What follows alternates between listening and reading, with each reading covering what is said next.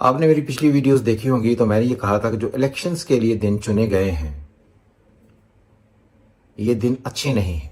Elections के लिए अच्छे नहीं क्योंकि मून की पोजीशन भी बहुत अच्छी नहीं है, सन भी बहुत अच्छा नहीं बैठा हुआ और बाकी भी प्लैनेट्स बहुत अच्छे नहीं हैं, जिसकी वजह से अगर आप देखें हमने इलेक्शन करवा लिया और करवाने के बाद हम कन्फ्यूजन में पड़ गए और अभी तक हमारा सिस्टम बैठा हुआ है और हमें समझ ही नहीं आ रही कि हम किस तरफ जा रहे हैं।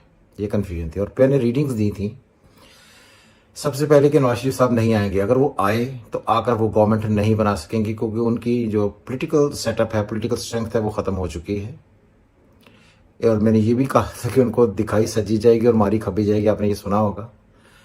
तो इस वक्त अगर आप देखें तो सिनेरियो बहुत ही डिफरेंट और बिल्कुल ही क्रिटिकल सिचुएशन में चला गया है।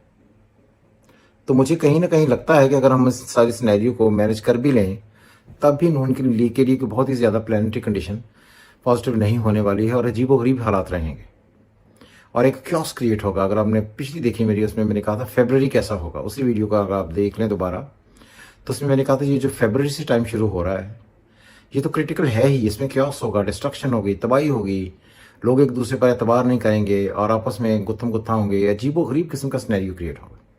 और ये मामला अभी इतनी जल्दी हल नहीं हो जाना। अभी फरवरी के बाद मार्च आएगा, फिर अप्रैल आएगा, फिर मई आएगा। जब तक 22 मई 2024 नहीं आता था तब तक क्योस रहेगा, लोग एक दूसरे से लड़ेंगे, तसादम होगा, इख्तलाफ की नोयत बहुत शदीद होगी, क्रिटिकल सिचुएशन होगी।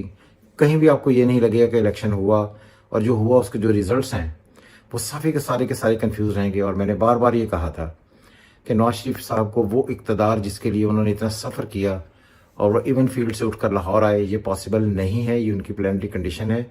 यही हमने चार्ट में पढ़ा था। तो अगर आप देखिए इस वक्त जो कंडीशंस हैं मोस्टली हर तरफ से नून लीग जो है उनके मेजर जो लोग हैं वो तकरीबन हार रहे हैं और एक अजीबोगरीबी सिनेरियो उनके लिए क्रिएट हो रहा है।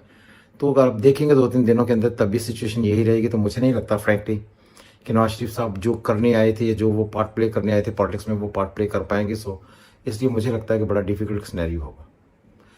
सो इसी तरह ज़िंदगी चलती है, कभी आगे और कभी पीछे। जो आप प्लान करते हैं ये ज़रूरी नहीं है कि वो प्लान आपका हर दफ़ा ही कामयाब हो।